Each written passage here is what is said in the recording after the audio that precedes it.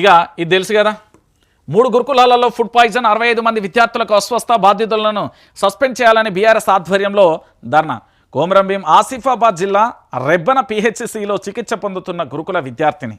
ఇది ఎంత దారుణం అంటే, గ్రామీణ ప్రాంతాలలో పేద బడుగు బలహీన వర్గాలకు సంబంధించి ఉదయం పూట పౌష్టికాహారం లేక మధ్యాహ్నమో సాయంత్రము సకాలంలో తల్లిదండ్రులు పనులకు వెళ్ళో లేకపోతే ఏదైనా మేము ఇంట్లో ఉండలేం పనులకు వెళ్తాం, ఈ పిల్లలకి ఇబ్బంది అవుతుంది, లేదా మేము చేస్తున్న గొడ్డు కట్టం వీళ్ళు చేయకూడదు, వీళ్ళు కలెక్టర్లో లేకపోతే ఎస్పీలో లేకపోతే లాయర్లో లేకపోతే పైలట్లో శాస్త్రవేత్తలో ఇంకేదైనా ఉన్నత స్థాయిలో మాలా వీళ్ళు కష్టపడకూడదు అంటూ వాళ్ళు కాయకష్టం చేసి గురుకులాలకు పంపించి చదువుకోమంటే, ఇంటికాడికి పోతానన్న కడుపు నిండా 3 పూటల బువ్వ దొరుకుతుందేమో కానీ వీళ్ళు ఈరోజు గురుకులాలంటేనే సావుకు కేర్ ఆఫ్ అడ్రస్సా?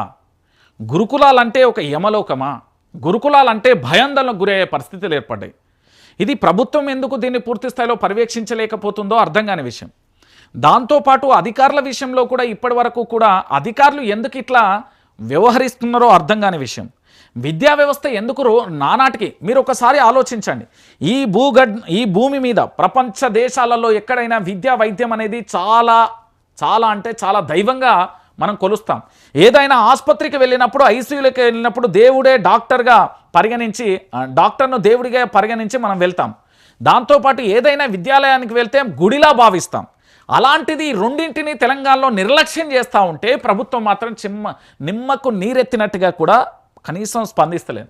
పోనీ అక్కడ ఉన్న ఎమ్మెల్యేలు పోతారా? లేదు. పోనీ అక్కడ ఉన్న ఎంపీ పోతాడా? పోడు. పోనీ అక్కడ ఉన్న ఎమ్మెల్సీ పోతాడా? పోడు. అక్కడ ఉన్న కలెక్టర్లు పోతాడా? పోడు. అక్కడ ఉన్న డిస్ట్రిక్ట్ ఎడ్యుకేషన్ ఆఫీసర్ పోతాడా? పోడు. అక్కడ ఉన్న ఎంఏఓ పోతాడా? పోడు. కానీ నా తెలంగాణ బిడ్డలు మాత్రం గిట్ల గురుకులాలలో పస్తుల వండి కడుపు నొప్పులతోని అనారోగ్యాలతోని ఉండాలి. నేటి బాలలే రేపటి భావి భారత పౌరులు ఏమైతారు మా పౌరులు? పట్టడన్నం పెట్టలేని దుర్మార్గమైన ప్రభుత్వంలో చిత్రహింసలు పడుతున్నారు. ఇది ప్రభుత్వం చేస్తున్న ఘోరమైన తప్పిదం. ప్రభుత్వం టార్చర్ పెడుతుంది అని తెలంగాణ సమాజం అంటుంది.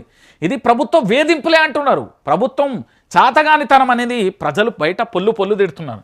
ఇది నేను చెప్పే అంశం కాదు. ఒక రకంగా చెప్పాలంటే పూర్తి స్థాయిలో కూడా చాలా వరకు కూడా మనం ఆలోచించాల్సిన విషయం. ఇక మరొక అంశం చూద్దాం. బీసీలు అంటే మీ అందరికీ తెలుసు కదా. ఈ బీసీలకు సంబంధించిన అంశం చాలా రకాలుగా కొన్ని ప్రశ్నలు ఉత్పన్నమవుతున్నాయి. బీసీలకు గతంలో 32% టికెట్లు ఇచ్చింది ఎవరు? బీఆర్ఎస్.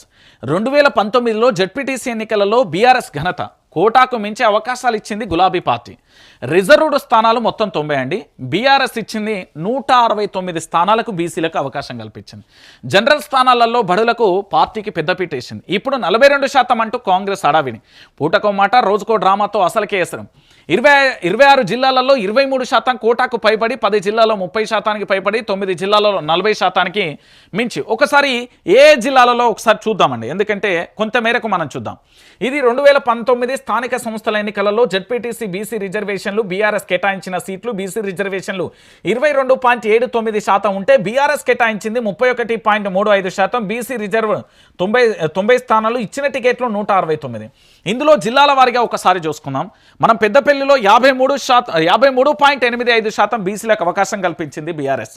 పెద్దపల్లికి సంబంధించి పక్కనున్న గద్వాలకు పోతే 50% బీసీలకు అవకాశం కల్పించింది ఎన్నికలలో. భూపాల్పల్లిలో 45.45%కి అవకాశం కల్పించింది. ఇక మెదక్కు సంబంధించి 45% అవకాశం కల్పించింది. ఇక వనపర్తిలో 42.86% కల్పించింది. సిరిసిల్లలో 41.67% కల్పించింది. ఇక దాంతోపాటు ఆదిలాబాద్లో 41.18%, నిజామాబాద్లో 40.74%, కరీంనగర్లో 40% కలిగించింది. అంటే పూర్తి స్థాయిలో ఈరోజు మనం 42% రిజర్వేషన్ అంటే ఇక్కడ ఎక్కడైనా 42%కి తగ్గెక్కనన్ను ఉన్నదా? ఇక్కడ ఆల్మోస్ట్ అంతా ఒక సిరిసిల్ల ఆదిలాబాద్లో 41 ఆల్మోస్ట్ 53% హైయెస్ట్గా ఇచ్చింది. బీసీలకు అవకాశాన్ని కల్పించింది బీఆర్ఎస్ పార్టీ.